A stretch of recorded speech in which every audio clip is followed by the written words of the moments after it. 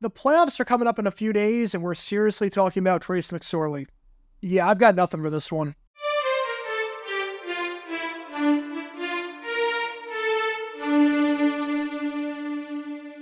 Welcome, everybody, to JG9 News, where we talk all things NFL all the time. I'm Jerry9, representing the 904 from the 602, and today we are talking about one of the teams in the playoffs, the Pittsburgh Steelers, making a move at quarterback, although not the move that you might have expected.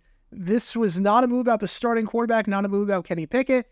Instead, it is a move about Trace McSorley being released from the practice squad today, meaning that the Pittsburgh Steelers now only have 3 quarterbacks on the roster with Kenny Pickett, Mitch Trubisky, and Mason Rudolph. McSorley's had a bit of a rough NFL career, I think that goes without saying. He bounced around the league this season, was on the Pats practice squad, was on the Bears, was on the Steelers, signed on December 4th, and now 1 month later, he is out. Obviously not a very good player. He only threw 1 touchdown pass in his career so far. That was in 2020. He threw 5 picks last year with the Arizona Cardinals. This move with the Steelers doesn't really come as a huge surprise. Kenny Pickett practiced last week in full. He's coming back. It's not as though you need 4 quarterbacks on your roster. You got Pickett now healthy. You got Trubisky. You got Rudolph. You don't need the 4th quarterback as an insurance option. And if someone does get hurt and you do win this week and you do need to get a 3rd quarterback as a possible emergency option, it's not as though someone's going to sign McSorley. It's not as though you're going to miss out on him. You can easily bring him back if you need to, should someone get hurt, should the circumstances dictate.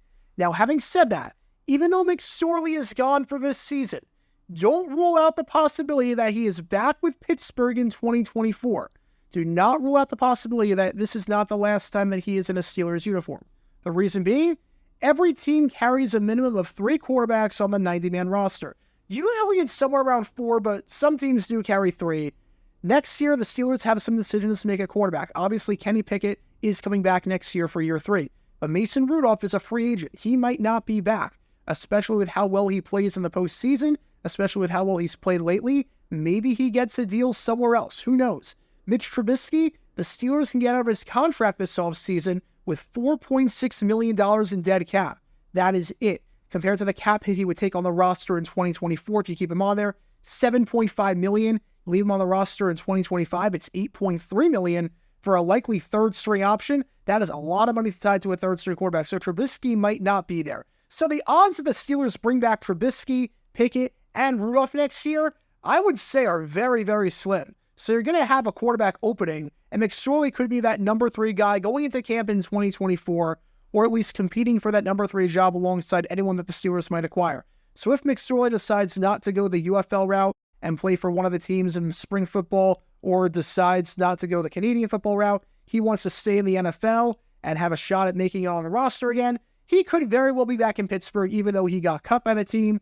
Just don't expect it this year, barring anything crazy like a quarterback injury happening, and the Steelers winning their game against the team behind me right here in the Buffalo Bills. Speaking of which, I did a video on the Steelers-Bills playoff game from 1974, the first time they met in the playoffs, so go check that out if you haven't already. I'll leave a link to that in the description and in the upper right corner.